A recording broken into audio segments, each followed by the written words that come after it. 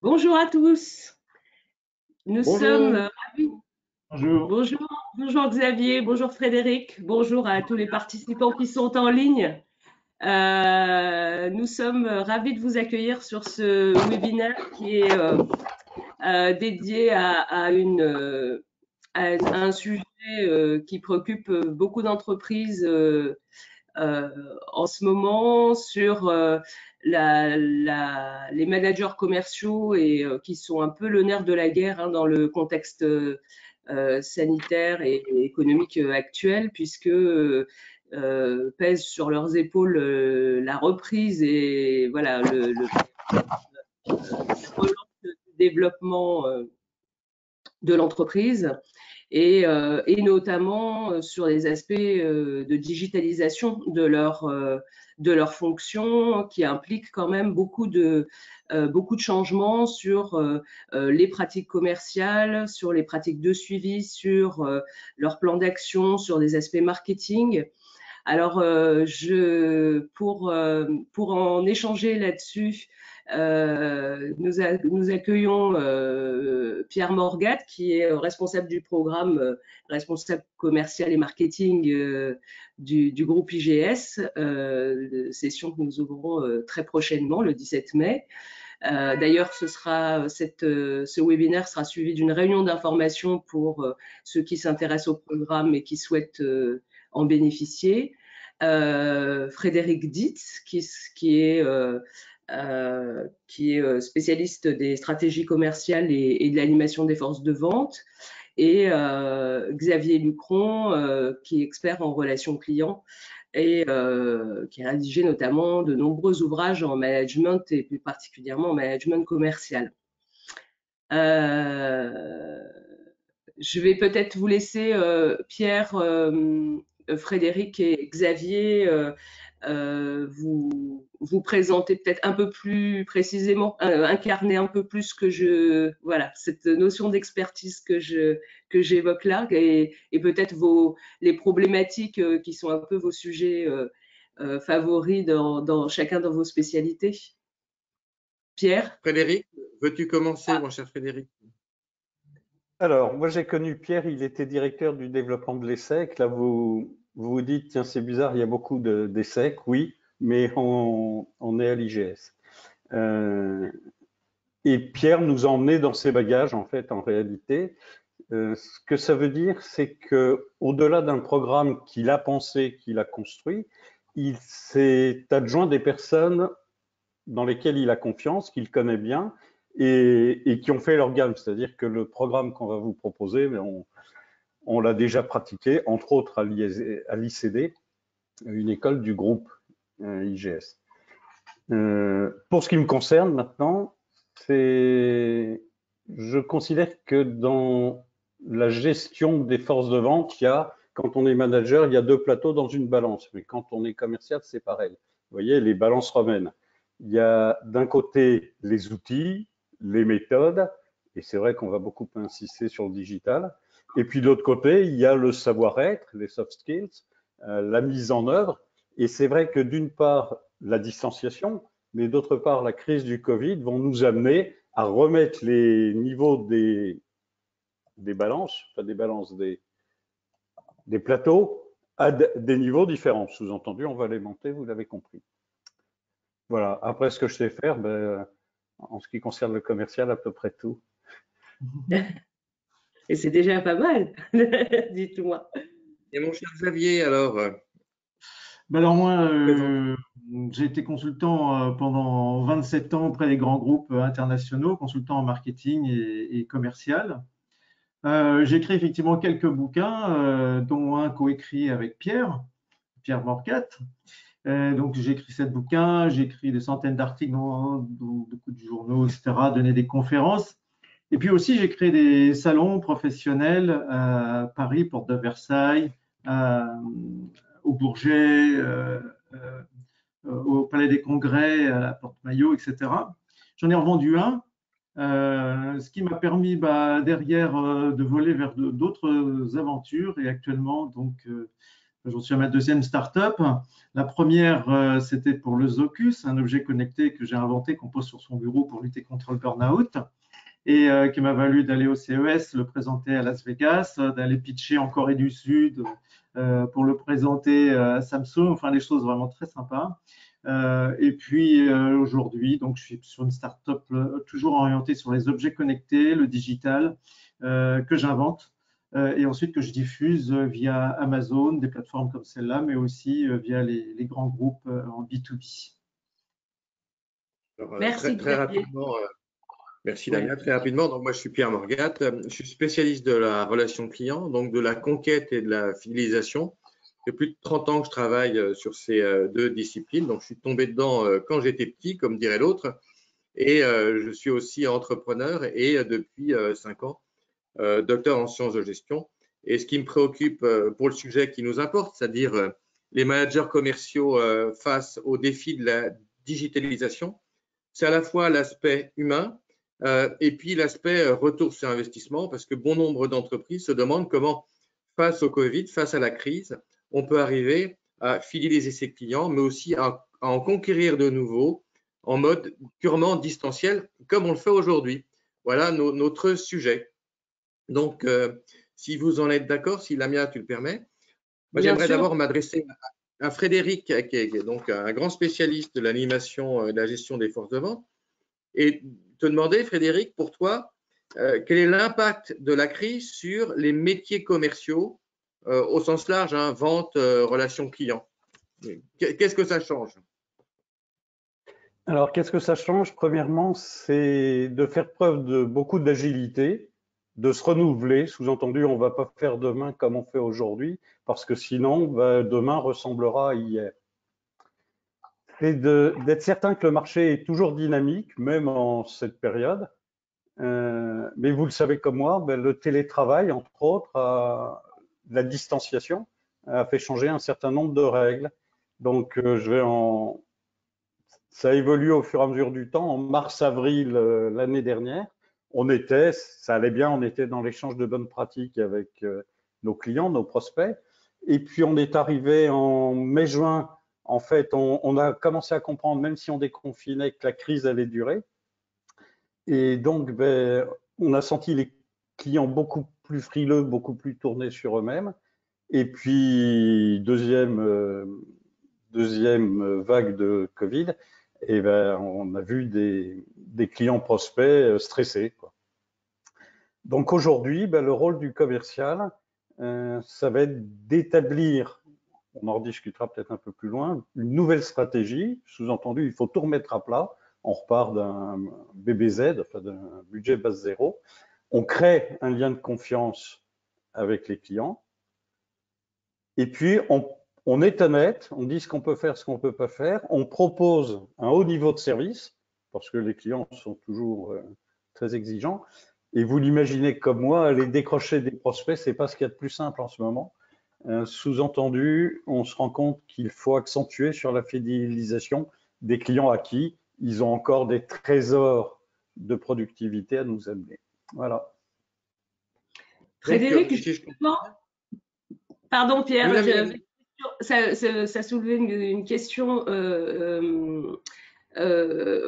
Frédéric, en fait, ce que j'entends dans ce que vous dites, c'est finalement, il y a aussi une dimension dans le rôle du commercial, parce que vous évoquiez les soft skills en tout démarrage de webinaire, sur la nécessité d'avoir un rôle d'une certaine manière de rassurance face à des clients qui sont en situation de stress, d'angoisse pour un certain nombre. Donc ça donne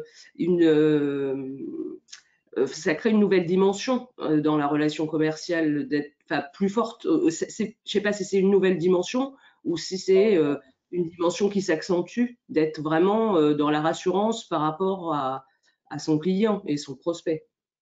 Oui, on parlait jusqu'à présent plutôt de confiance, de transparence. Aujourd'hui, effectivement, on parle de réassurance. Comment dire, le commercial n'est plus là pour vendre. Alors, on le savait un peu avant la crise du Covid, mais là, c'est devenu une absolue nécessité. On n'est plus là pour vendre, on est là pour donner envie de faire acheter. Et pour faire acheter, le seul moyen en ce moment, c'est de se positionner en consultant, c'est de dire j'ai compris ce qu'était votre problématique. Il se trouve que justement j'ai une offre de produits-services qui, et je suis là en fait pour vous mettre à l'aise et vous permettre de vous poursuivre vos aventures. Donc, ton commercial, il est en train de changer et d'acquérir de nouvelles compétences quand on t'écoute, Frédéric. Oui, alors il va d'abord être plus dans un rôle de conseil plutôt que de vente, mais les deux. D'autre part, il doit intégrer une notion de marketing. Alors, on verra si c'est se rapprocher de ses équipes marketing. On verra si c'est intégrer des problématiques clients. Mais oui, il ne peut plus se permettre de ne pas connaître l'environnement du client, de ne pas connaître ses forces et faiblesses, de ne pas connaître les opportunités et menaces que présente chacun des clients. Alors, historiquement, en France, on a toujours tendance à opposer les populations commerciales des populations marketing, comme si les commerciaux étaient dévolus au terrain et le marketing dans une tour d'ivoire. Est-ce que ça ne serait pas un des bienfaits de la crise, ça justement, de rapprocher, de rendre plus compatibles les compétences marketing et les compétences commerciales et de rapprocher les équipes? Bah oui, bien sûr. Là, en ce moment, je travaille pour Volkswagen et Renault. Alors pourquoi? Parce que je travaillais pour Renault et puis les directeurs commerciaux de Renault sont partis chez Volkswagen et ils m'ont mis dans le coffre et je suis parti avec eux. On se rend compte d'une chose, c'est que le client qui vient en concession, il connaît le modèle mieux que vous parce que déjà, il a fait des tas de recherches pour savoir quel est le modèle qui lui convenait. Il connaît les tarifs aussi bien que vous, il sait à combien vous êtes capable de descendre votre tarif et il a trouvé de toute façon moins cher chez un concessionnaire collègue, voire un mandataire belge. Et le commercial, une fois, alors, on comprend que c'est plus la conviction qui va l'emporter, mais la réassurance sur le véhicule, son entretien, sa capacité à, etc., etc. Il va y avoir un moment extraordinairement important, c'est la remise des clés. C'est comme si c'est comme aujourd'hui la remise des clés d'une voiture, c'est comme la remise d'un sac à main Kelly chez Hermès. Alors je dis ça, j'ai été directeur du marketing d'Hermès, donc je sais de quoi je parle. Mais après, c'est plus le commercial qui va voir, c'est le chef d'atelier. Et si le chef d'atelier bosse pas, il va voir le chef d'atelier 3, 4 fois. C'est le chef d'atelier qui va être capable de d'indiquer au commercial, tiens, c'est sûrement le bon moment de le rappeler. Alors, si on n'a pas formé le chef d'atelier, et si le chef d'atelier, le commercial ne bosse pas avec le chef d'atelier, c'est même plus la peine d'avancer. Donc, le commercial aujourd'hui, il fait du conseil, donc il doit avoir une certaine expertise, il doit faire du marketing, de la relation client, travailler en mode projet presque avec quasiment toutes ou presque toutes les autres disciplines ou les autres départements de l'entreprise. Mais sur le digital, c'est un vrai choc pour lui. Est-ce qu'il est préparé à ce choc digital, à la conquête à distance, par exemple? Alors là, je vais laisser sans doute Xavier répondre. Ah oui, ça c'est clair qu'il y a pas mal de choses à dire sur le sujet. Ça va se passer à distance et c'est vrai que c'est ça qui va être nouveau pour lui. C'est vrai que jusqu'à présent, on proposait plutôt aux responsables communication, responsables marketing, directeurs, etc., de s'en occuper. Chef de produit éventuellement, où il y a quand même un croisement entre les aspects commerciaux et les aspects marketing. Et c'est vrai que de plus en plus, le commercial est obligé d'utiliser des outils qui sont nouveaux pour lui, qui ne sont pas forcément nouveaux pour le marché, hein, parce qu'on parle de la crise, mais tous les outils dont on va parler aujourd'hui existaient avant la crise. C'est plutôt que ces outils, on va les utiliser différemment, d'une part, y compris lorsqu'on est marketeur, et aussi parce que le commercial est obligé de plus en plus de s'en emparer. Alors pour ça, il y a un certain nombre d'outils, mais ça, j'y reviendrai peut-être lorsque tu interviendras, tu nous feras intervenir sur les aspects plus outils, Pierre ou Lamia. Mais Oui. l'idée, c'est qu'effectivement, le commercial, il ne peut pas passer à côté, bien sûr, des réseaux sociaux, du SMS mailing, et il ne peut pas surtout passer à côté d'un CRM, donc un logiciel ou l'équivalent sur Internet, ce qu'on appelle un SaaS, un outil qui permet de gérer sa relation clientèle dont on parle depuis 20 ans. sauf qu'aujourd'hui, c'est plus que jamais nécessaire. Alors, comment ça vient, ces nouvelles compétences pour les commerciaux? C'est pas inné? Est-ce qu'il se débrouille tout seul dans son coin, il fait son apprentissage? Est-ce qu'il doit suivre des formations, venir à l'IGS, par exemple? Il doit se renouveler en termes de compétences, notre commercial, là. Comment vous voyez ça, Frédéric? Non, Est-ce que ça peut être empirique ou est-ce qu'il a besoin d'être formé, encadré? Non, ça ne peut pas être empirique. Alors, le CRM, on peut effectivement apprendre à fonctionner avec des webinars, des formations à distance. Sur la partie social selling, ça devient plus compliqué parce qu'on touche au deuxième plateau de la balance. Alors, bien entendu, il faut qu'il ait une curiosité digitale. Et puis, tous les outils, entre guillemets, ne se valent pas. Moi, ce qui m'intéresse le plus, c'est de réussir à qualifier les leads. C'est mon métier qui veut ça. Et en fait, on se rend compte qu'aujourd'hui, les entreprises craignent énormément sur le lead nurturing, c'est-à-dire créer une relation de confiance entre le lead et la marque. Sous-entendu, faire avancer le lead dans le parcours d'achat, parce que c'est pas parce qu'un prospect est venu sur votre site, est arrivé sur une phase d'atterrissage, qu'il va avoir envie d'acheter. Voilà. Donc, il y a toute une notion et c'est là où la formation IGS, je trouve, pour la connaître bien maintenant, ben oui, ça fait quand même, je m'adresse aux futurs participants, ça fait depuis le mois de juillet qu'on est dessus, quoi. La peaufiner, la mettre, alors au niveau elle y était, mais l'adapter à différents cas. Pierre, il y a d'autres... Ah pardon Frédéric, je pensais que vous aviez terminé. Non, ça y est, c'est bon. C'est bon.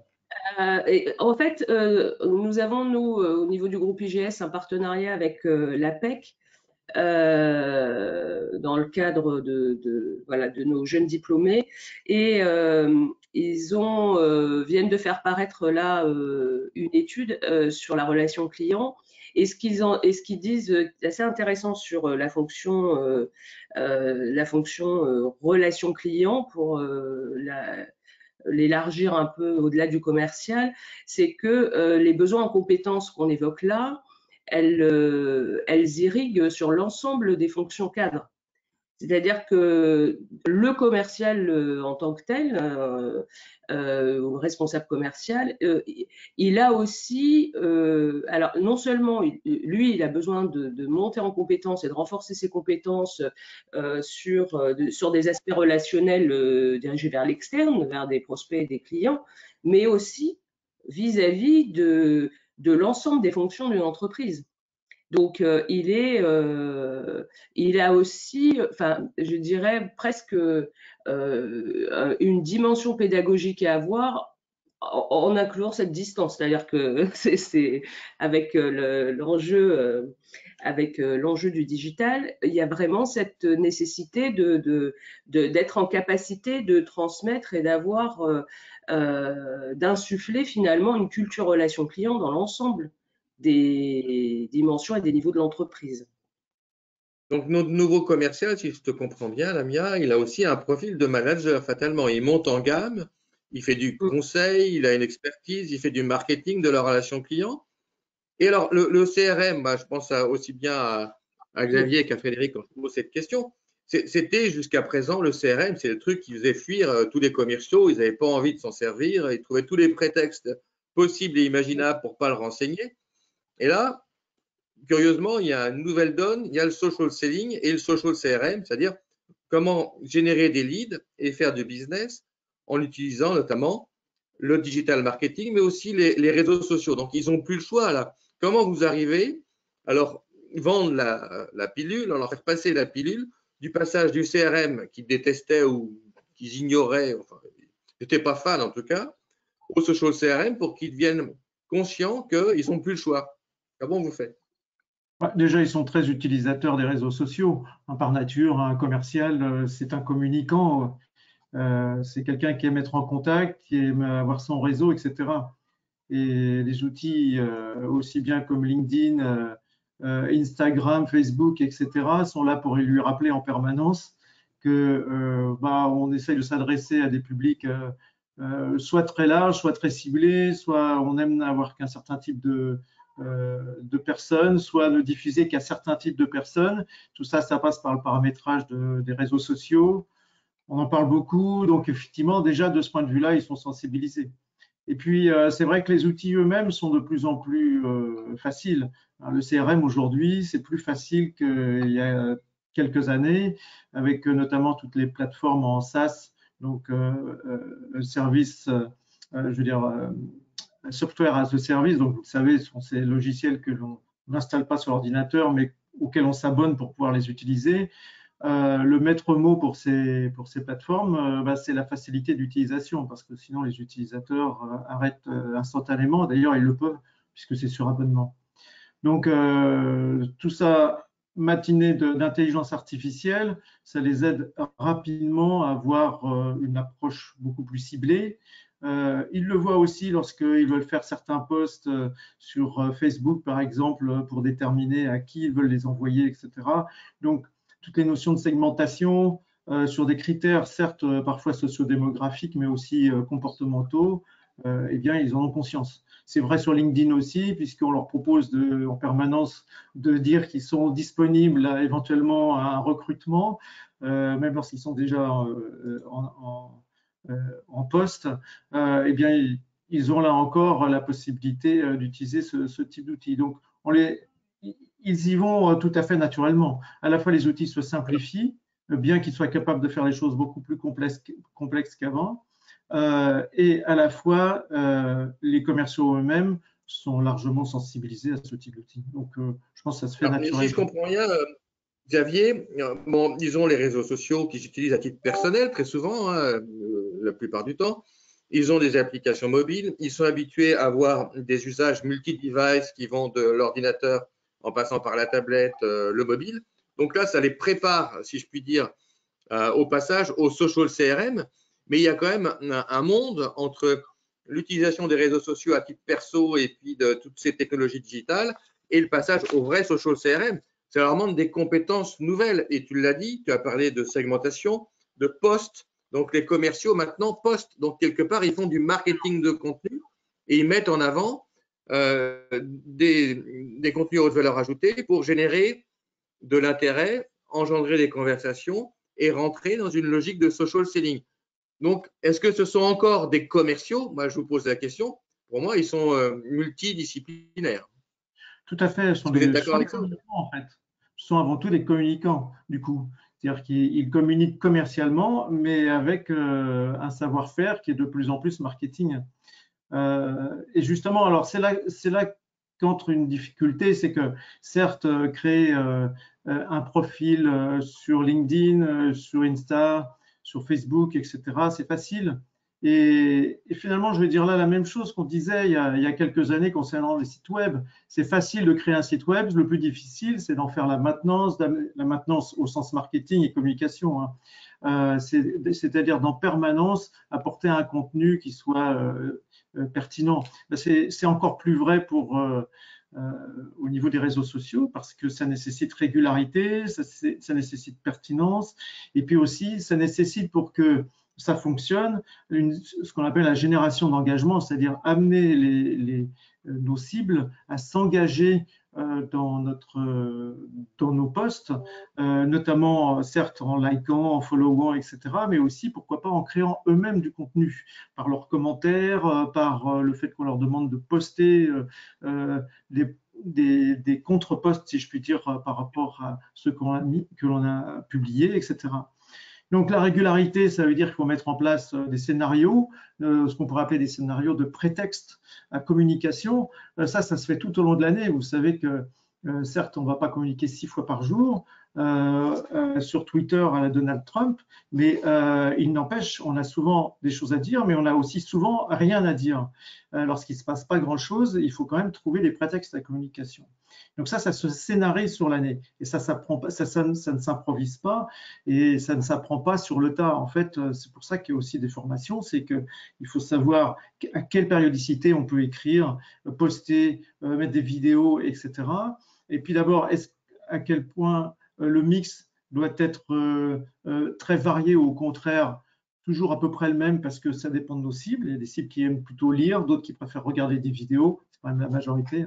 Il y en a d'autres encore qui se contentent de photos.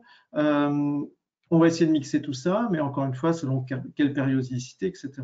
Les prétextes à communication, OK, on ne lance pas un nouveau produit ou un nouveau service tous les jours. On n'a pas tout le temps un nouveau client à faire valoir, à valoriser par un témoignage. Donc, on va commencer à regarder un petit peu tout ce qui existe autour de ça pour offrir donc une certaine régularité. Après, il y a la pertinence, c'est-à-dire qu'il faut tenir compte de notre destinataire, ses habitudes de poste lui-même, comment communique-t-il le plus souvent notre destinataire, chacun de nos destinataires, quels sont leurs postes typiques et puis qu'est-ce qu'ils aiment transmettre, reposter, etc. Alors, Xavier, quand on t'écoute, là, oui.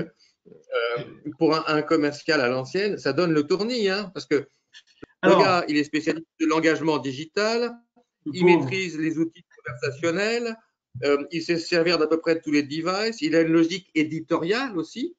Donc moi, je repose la question, est-ce que vous n'avez pas l'impression, aussi bien Frédéric que Xavier, que… Oui, vas-y. Oui, et je rajoute, il faut qu'ils manient vachement bien l'orthographe. Parce que jusqu'à présent, ils étaient plutôt en face à face, en oral. Aujourd'hui, quand ils postent sur LinkedIn ou autre réseau, il y a intérêt à accorder les participes. Alors, dans les nouvelles technologies… Au moins, parce que effectivement, c'est vrai que on peut voir parfois voilà, des commentaires sur LinkedIn. Alors, on arrive maintenant à avoir un œil aiguisé entre la faute de frappe et la faute d'orthographe. Et c'est vrai que dès qu'un commentaire voilà, contient des fautes, ça touche tout de suite la crédibilité de l'entreprise, hein, il y a la personne qui l'émet, mais de l'entreprise aussi. C'est-à-dire que c'est un indicateur aussi de niveau d'exigence dans la façon de communiquer à ses interlocuteurs. Donc, c'est vrai que là-dessus, il y a une attention particulière. D'ailleurs, nous, c'est une option qu'on propose dans le parcours d'intégrer une certification Voltaire pour ceux qui le souhaitent, pour s'entraîner pendant toute la durée de la formation sur ces aspects-là, parce que c'est vrai que ça peut sembler juste accessoire et formel, mais en réalité, en termes d'image, ça a des beaux impacts. Alors, j'ai Sébastien Rabi, qui est responsable grand compte chez nous, qui salue Frédéric par le biais du chat. Alors, et il y a aussi une réflexion d'un monsieur Tézier qui dit que les commerciaux aussi communiquent sur les réseaux sociaux en remontant les infos terrain. C'est leur job en plus, en complément des analyses marketing et business intelligence. Ouais. Vous êtes… Oui, plus on est loin du terrain, planqué dans son bureau, là je parle des marketeurs, ou dans leur domicile, plus ils ont besoin d'être effectivement informés de ce qui se passe. Les marketeurs donc là, on arrive quand même… Oui, vas-y Fred. Non, c'est… Donc votre commercial, à l'instar des commentaires qu'on voit notamment sur le profil hybride, bon, c'est vrai qu'il doit maîtriser le français. Hein. Bon, t'es pas obligé de passer par l'Académie française non plus, mais sur toutes les compétences digitales, notamment celles qu'on décrite, que Xavier a décrites, c'est énorme. Hein. Il est rompu aux outils de digital marketing. Il sait ce que c'est qu'une stratégie éditoriale. Il arrive à intégrer le meilleur du social CRM. Donc concrètement, j'en arrive à une question qui est d'importance pour les entreprises. Quels sont les profils recherchés au niveau des commerciaux face à cette digitalisation de tous les métiers? Est-ce que ce sont les mêmes qu'avant? Alors, moi, j'ai interrogé, parce que je savais que tu allais me poser cette question-là, je suis allé interroger un de mes copains chasseurs de tête, spécialisé dans la fonction commerciale, et il me dit, qu'est-ce que je recherche? Moi, d'abord, c'est quelqu'un qui connaisse le segment de marché. Sous-entendu, vouloir en même temps changer d'entreprise et de marché, c'est un peu compliqué. Donc, on cherche des spécialistes. Le deuxième, c'est on a pendant très longtemps cherché des chasseurs. Aujourd'hui, on se dit que c'est quand même plus simple d'avoir des développeurs. Il faut les deux, mais en cette période de crise, justement, il vaut mieux partir de quelque chose d'existant. Après, ben, on lui demande de connaître le CRM, le social selling, tu l'as dit, une curiosité digitale, grammaire et orthographe, je l'ai dit. Et puis, en termes de soft skills, on lui demande de l'empathie, savoir se mettre à la place de son client. On l'a dit aussi, mais pas avec ces mots-là, mais l'esprit d'équipe, il doit être un gestionnaire de projet commercial avec toutes les parties prenantes en contact avec le client. Et puis, on va lui demander une adaptabilité, j'allais dire à fond les manettes, parce que ben, le client, lui aussi, il change, quoi. C'est en fait de nouvelles compétences. Donc, c'est plus vraiment un. Alors, si on veut faire une analogie avec la réalité augmentée, là, on a un commercial augmenté. Hein. Vraiment, c'est. Bon, cela dit, c'est pas une gageure que de former les commerciaux à ça. Hein. Au quotidien, ça reste très pragmatique aussi. Hein. Ce sont des outils pragmatiques avec des techniques d'argumentation bien connues, bien élaborées, qui ont un certain nombre d'épures qui nous permettent d'aller très très vite en ce sens-là. Donc, est-ce qu'on peut dire que nos nouveaux commerciaux, un peu ce qu'évoquait dans ses commentaires notre ami Sébastien, ils sont hybrides parce qu'ils ont des compétences commerciales, vente, bon ça c'est classique, relations clients, CRM et social CRM, digital, voire même quelque part, comme ils sont dans l'anticipation et l'intégration de nouvelles technologies, au moins une bonne compréhension de la stratégie et de l'innovation. Est-ce qu'on peut aller jusque-là? Tout à fait. Donc là, ils se positionnent carrément en tant que manager. Hein. C'est pas. Et c'est ce que j'ai en fait. Quand on regarde, toujours, je fais référence à l'étude APEC, là, en 2020, malgré le contexte, il y a quand même 13 000 offres d'emploi de managers commerciaux. Et sur Pôle emploi, au niveau national, quotidiennement, il y a plus de 10 000 offres d'emploi sur des fonctions de responsable commercial. Donc, on est dans une demande, et nous on le voit au niveau des entreprises, aussi du commercial qui soit en capacité de manager des équipes, de distribuer des objectifs. Et encore une fois, tout ça avec des canaux qui ont évolué, puisqu'on est à distance. Et donc, il faut être capable de piloter les objectifs de son entité, de son entreprise et de chacun, tout ça en étant à distance. Et d'ailleurs, il y a une question de Madame Mesmin sur la valeur ajoutée du commercial avec l'arrivée de l'IA ou RPA. Et comme c'est un point du programme justement sur les commerciaux et les responsables commerciaux et l'intelligence artificielle, du coup, qui d'entre vous aimerait répondre? Ah, j'ai vu une petite fenêtre apparaître. Je ne sais pas si vous l'avez vu. Oui, alors, ça tombe très bien la question de Madame sur l'IA et le RPA, puisqu'on arrive dans la deuxième moitié. Et là, je me retourne plus particulièrement vers notre ami Xavier.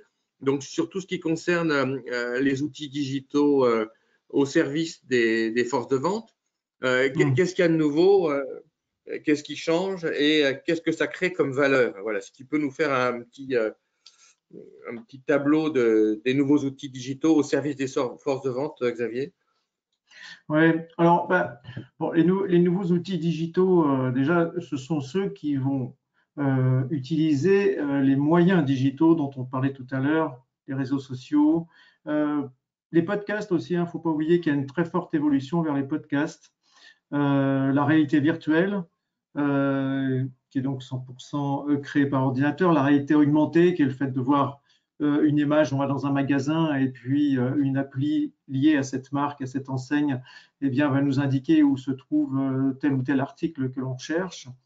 Il ne faut pas oublier les anciens, si je puis dire, les SMS mailing ou l'emailing, qui ont encore quelques beaux jours devant eux. Et puis bien sûr tout ce qui est site web, blog, etc. Alors l'idée c'est pas tant que ces outils sont nouveaux, c'est que le fait que ce soit nous, c'est la façon de s'en servir qui est nouvelle. Par exemple un site web, de plus en plus, lorsqu'on veut créer un événement autour par exemple du lancement d'un produit, on va créer ce qu'on appelle une landing page, c'est-à-dire un site web tout simple avec une page qui a un très très fort call to action, c'est-à-dire une forte injonction pour faire les choses. Et pour obtenir, par exemple, un livre blanc, le livre blanc sur telle ou telle problématique, etc. L'emailing, depuis longtemps, s'est transformé en newsletter, bon, etc. Ce qu'il y a, c'est d'une part ces outils, d'autre part les données qui sont de plus en plus riches, au-delà des données sociodémographiques comme l'âge, le sexe, la catégorie socio-professionnelle, la formation, le niveau de formation, le métier. Il y a aussi les données géographiques, où la personne habite-t-elle, etc. Comportementaux, les critères comportementaux sont très importants parce que c'est ça qui va nous permettre vraiment de savoir, sans même peut-être connaître le nom évidemment de notre destinataire, parce que de toute façon, on ne le sait pas forcément, ce sont des avatars par exemple qui sont sur les réseaux sociaux, eh bien on va voir quel est son comportement et du coup lui proposer des communications qui sont en fonction de ça. Et puis il y a aussi les données extrinsèques, c'est-à-dire cette personne, où travaille-t-elle, dans quelle entreprise travaille-t-elle, quel est le budget de cette entreprise, quel est son processus de décision, sa date de prise de décision lorsqu'il s'agit d'un projet important, etc., les contraintes juridiques, contractuelles, etc. Toutes ces données sont moulinables, si je puis dire, dans un CRM, et c'est là où justement, donc j'en reviens à ce que je disais tout à l'heure, c'est que les outils que l'on trouve notamment en SaaS ou d'autres permettent de mouliner intelligemment ça. Pour utiliser derrière des tactiques qui, elles, sont plus récentes, c'est vrai, qui ne datent pas quand même de la pandémie, mais qui sont plus récentes. À commencer par le trigger marketing, qu'on différencie de l'automation marketing. L'automation marketing, c'est lorsqu'on envoie un email pour l'anniversaire avec une promo pour l'anniversaire de la personne. Ça, c'est automatisé, c'est-à-dire qu'on sait en permanence quel est l'âge, enfin la date de naissance de la personne. Et donc, on lui envoie au jour J un post pour lui souhaiter un bon anniversaire et lui proposer une promotion. C'est très fortement personnalisé dans l'esprit du destinataire, mais ça reste quand même du point de vue du marketeur ou du commercial assez basique, on va dire. Au-delà de ça, beaucoup plus intéressant, donc c'est le trigger marketing qui consiste à mener une campagne en fonction, on pourrait dire, d'une cassure, d'une disruption dans, par exemple, le comportement d'une personne. Par exemple, ça va être Orange qui va considérer qu'à partir du moment où la personne passe 15 à 20% de moins d'appels sur le mois, et peut-être quelqu'un qui risque de partir et d'aller chez la concurrence. Et donc, à partir du moment où le CRM s'aperçoit qu'il y a une baisse de consommation des unités téléphoniques, disons, de 15 à 20%, eh bien, il va recevoir aussitôt un poste de fidélisation, soit via les réseaux sociaux, soit par emailing, soit par SMS, etc. Un trigger marketing, c'est donc d'essayer avec l'intelligence artificielle notamment, de comprendre que les comportements, lorsqu'ils changent, ne sont pas forcément visibles juste en termes de pourcentage sur un tableur Excel. L'intelligence artificielle permet de voir des corrélations là où on aura, nous, beaucoup plus de mal à les voir à la main, si je puis dire. Autre tactique, c'est le growth hacking, qui consiste à faire ce qu'on appelait avant en marketing direct, le split run par exemple, lorsqu'on voulait voir quelle était la meilleure pub dans un journal. On passait dans ce journal, 50% du journal édité, enfin des numéros édités, des exemplaires édités étaient avec une pub et 50 autres % avec une autre pub, et on voyait laquelle des deux pubs donnait les meilleurs résultats. Et bien là, c'est ce qu'on appelle les techniques dites AB, qui consistent à envoyer des posts différents à peu près le plus possible le même public pour voir quel est celui qui donne les meilleurs résultats pour ensuite généraliser ça à l'ensemble de nos opérations. Le gros hacking, c'est la landing page dont je parlais tout à l'heure, avec juste une page où on dit « Allez, laissez-nous juste votre email, vous allez recevoir le livre blanc sur la résolution de telle problématique, etc. » Donc, c'est des techniques un petit peu de guérilla que les commerciaux aiment bien, j'avoue, parce que c'est des choses intelligentes qu'il faut mettre en place.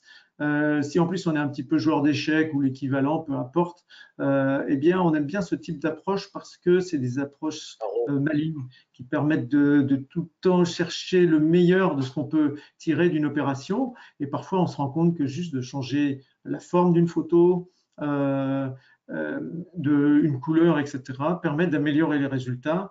Et pourquoi on en est sûr? C'est parce qu'on est sur les grands nombres. On envoie un post à plusieurs dizaines, voire centaines de milliers de personnes. Ça permet de voir tout de suite les réactions. Voilà, en gros, il y a bien d'autres choses à dire, bien entendu. Mais là, on est autant dans le digital, le marketing, le social CRM, l'IA d'ailleurs. Hein. Donc, toutes ces techniques-là, elles sont au service des commerciaux et donc ils doivent avoir un minimum de culture et de connaissances pour pouvoir en bénéficier et recréer le fameux entonnoir des ventes. Frédéric, tu es d'accord que notre entonnoir de vente, il a changé là, hein, c'est plus le même. Il n'a plus la même largeur, il n'a plus la même profondeur et il n'est plus au même endroit, mais il existe toujours. Il y a un point dont on n'a pas parlé qui pour moi me paraît important, c'est aussi la gestion de la communauté. Je préfère de très loin, plutôt que de dire que je suis un bon prof, que ce soit ou Lamia ou Pierre ou Xavier qui le disent pour moi. Mais on le dit, on confirme. Une invitation là, ouais. Frédéric. Non, oui, on va y arriver. J'étais en train de me dire, et à l'époque où je draguais, comment je faisais de la même façon. Mais les mômes à l'école, ils le savent. Tu sais, il y a un tel, tu l'intéresses. Bon, très bien. C'est inné, mais ce qui est important dans cette formation, c'est de savoir mettre toutes les pièces. Alors, j'allais dire bout à bout. Il y a un parcours pédagogique que Pierre nous a concocté, mais après, il est évident, et c'est là où je pense que cette formation est sympa, c'est que moi, je sais très bien ce que fait Xavier, donc il ne va pas y avoir de redite entre ses cours, ses formations et les miennes. De la même chose, je pense à Philippe Ashkenazi, parce qu'on se connaît très bien, on sait quels sont nos domaines de compétences à chacun. Et ce qui est marrant, c'est qu'on voit quand même que ça s'emboîte. En tout cas, c'est les participants de la dernière promo qui le disent, donc on va les croire. Alors, il y a un autre point sur pardon Pierre, sur la partie, sur les aspects digitaux, c'est là une remarque qui nous est partagée par un des participants sur le fait que là, tous les outils que vous avez évoqués, les techniques, Xavier, il y a, et cette notion de culture générale que tu évoquais, Pierre, elle va aussi s'appliquer aux entreprises, à la connaissance des outils de l'entreprise. Il dit qu'en fait, la remarque, c'est que le commercial doit être un caméléon et s'adapter aussi aux outils de ses prospects, de ses clients et de son niveau de digitalisation en face. Donc, au-delà des outils que lui utilise, il y a aussi d'aller s'adapter à son client. Je veux, pour exemple, s'il fallait illustrer, nous, voilà, en GS Formation Continue, on propose des parcours qui vont être en présentiel, en full digital, en blended, mais dans les formats qu'on va proposer, techniques, on a nos outils qu'on peut proposer à l'entreprise, mais l'entreprise, elle a aussi ses propres outils et on s'adapte à son niveau de techno. On a des entreprises qui ont déjà tout un équipement, des LMS, et qui nous demandent du coup des formats, par exemple à distance ou en digital learning, qui vont aller se greffer sur leurs outils techno. Et pas, ils n'attendent pas de nous qu'on leur apporte tout sur toutes les dimensions. Donc, il y a vraiment dans dans la relation client, et le commercial a aussi cette nécessité d'avoir une culture générale techno dans les outils qu'il va utiliser en matière de prospection et de fidélisation client. Alors, tu viens de soulever un point essentiel, Lamia, si je puis me permettre, c'est que le fait que les technologies digitales ne soient pas toujours les mêmes d'une entreprise à l'autre oblige un commercial à s'adapter. Et donc, le commercial, il doit maîtriser Teams, Zoom, GoToWebinar, comme nous aujourd'hui, Skype, Google Meet, j'en passe et des meilleurs. Donc, il y a les tuyaux de visioconférence, mais il doit être aussi assez bon dans l'univers des CRM et des social CRM. Alors ça, c'est Xavier, notre spécialiste, mais je suppose, Xavier, tu me le confirmeras. Le gars qui ne connaît pas Salesforce, Microsoft Dynamics ou que sais-je encore, Agile, par exemple, bon, il est mal barré parce qu'il va souvent changer aussi de système en fonction de son évolution de carrière. Donc, cette multi-compétence-là, selon ce que vous me décrivez tous, on est quand même sur un métier qui est plus seulement un métier de commercial, mais il est à la fois stratège, expert, et surtout, ce qui ressort, c'est le facteur de l'intelligence relationnelle. Autrement dit, on rentre dans une logique d'adaptation permanente, hein, de darwinisme digital, où notre commercial il est obligé de se former tout au long de sa vie et de s'informer des nouvelles technologies. Alors, moi, j'ai encore tout plein de questions pour vous, rassurez-vous.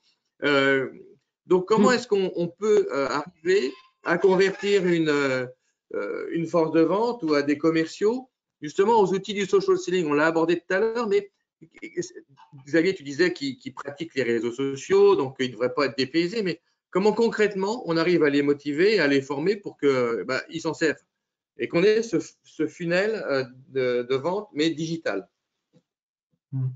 Vas-y, Frédéric. Ouais, vous allez dire que je vends ma soupe. Les formations à l'IGS, formation continue, je vous assure, c'est 20, 25%, 30% peut-être, entre 20 et 30% d'apport de la part de l'expert, qui est Xavier, qui est Pierre. Il y a 20… Donc, pour faire écho hein, la remarque de tout à l'heure. Il y a 20-30%, c'est ce qu'on va demander en plus de travail individuel à travers du cross-knowledge, parce que ce n'est pas seulement quand on est en face à face qu'on bosse, on bosse aussi en intercession.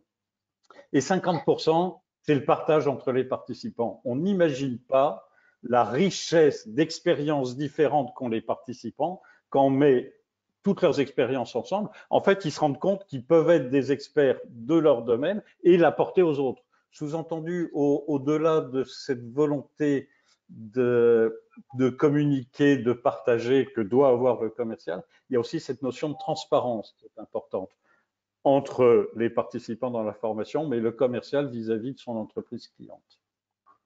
Et de coopération, en fait.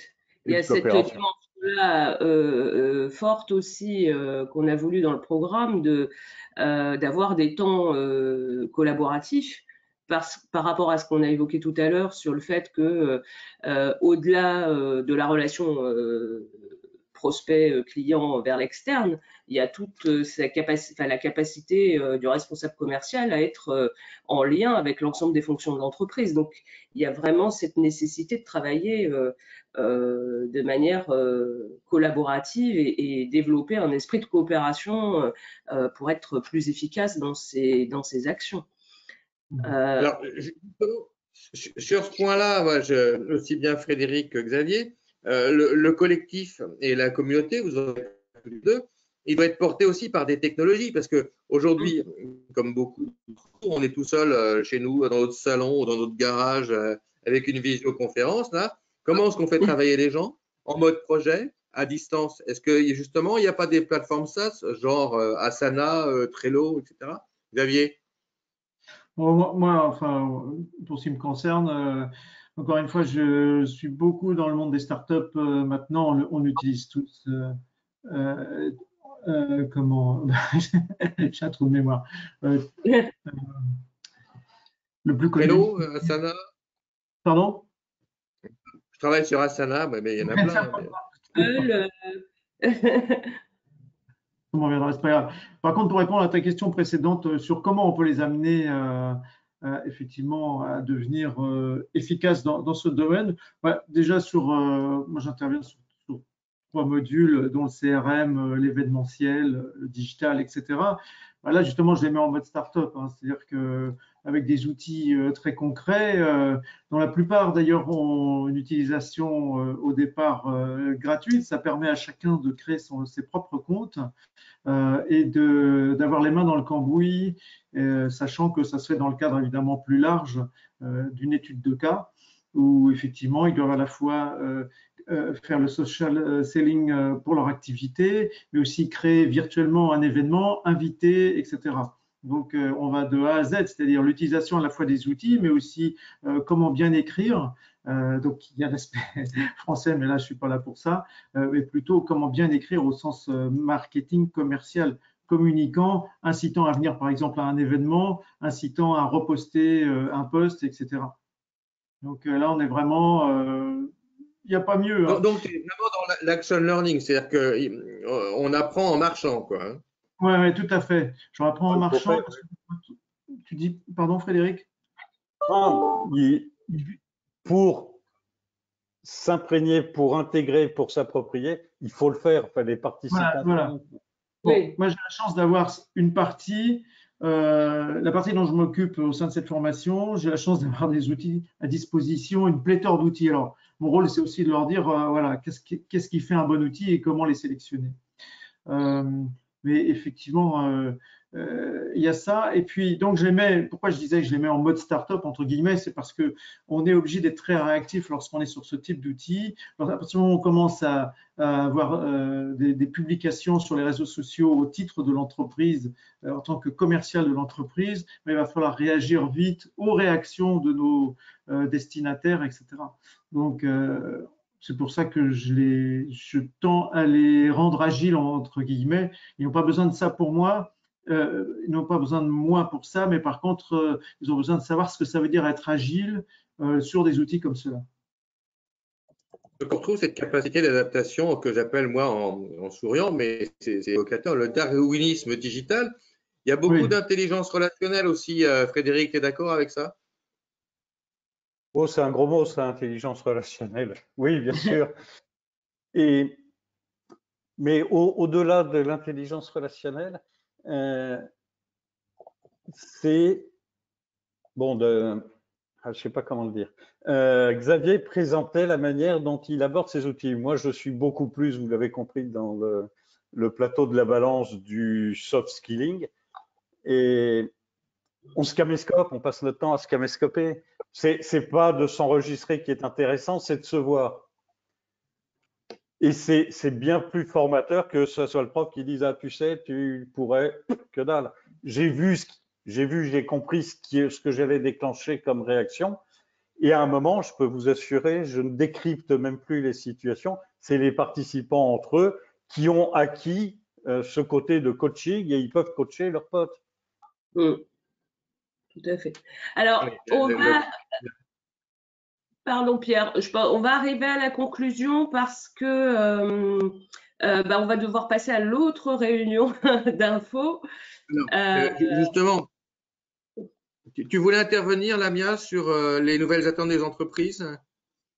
Alors, on l'a peu évoqué hein, dans les échanges précédents. Ce qui ressort, pour refaire référence toujours à cette étude de l'APEC qui vient de sortir, c'est pour ça que j'ai fait référence aujourd'hui, c'est la relation client dans l'entreprise, elle devient de plus en plus stratégique. On cherche à garantir la satisfaction, à fidéliser, à personnaliser. On se rend compte aussi que finalement, je dirais la fonction commerciale et la fonction relation client, elle n'est pas forcément détenue que par les responsables commerciaux. Donc, c'est pour ça qu'on a voulu le programme avec une logique modulaire et par bloc, pour permettre aussi à des entreprises d'envoyer leurs collaborateurs sur certains aspects parce qu'ils vont avoir une dimension commerciale dans leur fonction. Mais c'est pas forcément leur cœur de métier. Donc l'idée c'est aussi je dirais, je vais mettre un mot entre guillemets, mais aussi d'évangéliser sur cette dimension-là de l'entreprise, qui devient aujourd'hui le nerf de la guerre. On peut plus rater sa relation client, et notamment du fait de la digitalisation, parce que quand on loupe une marche, c'est su on est dans des temporalités qui sont plus du tout les mêmes quand vous ratez un rendez-vous client prospect en présentiel, que le temps qu'il en parle à d'autres, que là vous ratez quelque chose dans la demi-heure qui suit, c'est diffusé sur les réseaux sociaux, il y a une insatisfaction, c'est diffusé sur les réseaux sociaux, donc il y a une vraie exigence, je dirais, qui est au niveau de la relation client maintenant, qui fait que les entreprises sont très très en attente justement de développement de ce que Frédéric a appelé, et Xavier vous avez appelé, et Pierre, l'intelligence relationnelle, la culture générale, d'être vraiment orienté expérience client. Et ça, c'est un changement de mindset que toutes les entreprises cherchent à accompagner aujourd'hui, et pas uniquement sur leur population commerciale. Si tu permets, Lamia, comme tu m'as rappelé le temps, il nous reste 3 minutes. Bon, il y a un point qu'on n'aura pas le temps de développer aujourd'hui, donc c'est presque une invitation à un nouveau webinaire. C'est en fait comment repenser la conquête et la prospection client à l'aune du digital. Donc, si vous en acceptez l'augure, peut-être qu'on pourrait refaire un webinaire là-dessus, parce que je pense que ça intéresse beaucoup d'entreprises qui se demandent bien comment elles vont renouveler leur conquête client. Et puis, moi, j'ai une question finale qui s'adresse à tout le monde, notamment à Frédéric et à Xavier, hein, que je remercie pour tous leurs apports. C'est est-ce que les commerciaux à l'ancienne vont survivre à cette digitalisation à outrance? Je vous laisse répondre, alors, mes amis. Juste en aparté, donc c'est Slack dont je voulais me souvenir tout à l'heure. J'avais Teamworks en tête, c'est bien aussi, mais c'est Slack évidemment que j'utilise le plus. D'ailleurs, Slack permet aussi de communiquer au sens réseaux sociaux, hein, parce qu'on peut créer bien sûr des Slack pour l'entreprise, ouverts vers nos clients, etc. Le commercial à l'ancienne, comment dire, le pauvre, s'il reste à l'ancienne, ça va être compliqué. Cela dit, j'en connais, hein, et qui y arrivent, il n'y a pas de souci, parce qu'ils ont un passif, parce qu'ils ont un savoir-faire. Mais franchement, au bout d'un moment, il ne faut pas oublier que leurs cibles changent, leurs interlocuteurs changent aussi et attendent de plus en plus que tout se passe sans couture, hein, comme on dit, c'est-à-dire que ils veulent pas un site web super lent, ils veulent pas avoir une information super lente, ils veulent savoir s'il y a une disponibilité en stock, y compris lorsqu'on est en B2B, etc. Donc l'idée, c'est qu'effectivement, il est obligé d'aller de plus en plus loin. La crise elle-même, les restaurateurs qui s'en sortiront, ce sont ceux qui étaient digitalisés avant la pandémie. Hein, on le sait. Donc, il y en a qui évidemment, comment dirais-je, évitent au maximum en se digitalisant maintenant, mais c'est déjà un petit peu tard. Bien, on doit en tirer les leçons, et c'est clair qu'aujourd'hui, qu'on soit en B2B ou en B2C, il faut absolument se digitaliser. Mon cher Frédéric, tu as le mot de la fin. Le mot de la fin, il nous reste 1 minute. Oh, ben ça va durer 10 secondes. Je voulais dire à ceux qui nous écoutent que si pour prévoir le futur de la fonction commerciale, on se retourne vers le passé, on a le futur dans le cul.